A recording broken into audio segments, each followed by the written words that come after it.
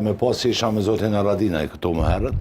por pres që të dielin të së paku gjykimi im është që është krijuar një frym elektorale në qytet, nga ajo shka mund të vrojtoj, pro Hajrullah Qeku televizjes vetëvendosje, edhe do t'ishte befasi mos të performante më mirë se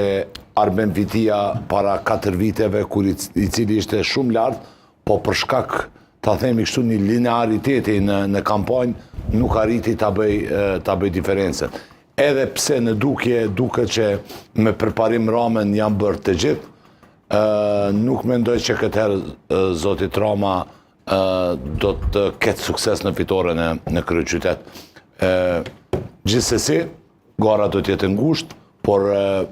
konsideroj që Prishtina është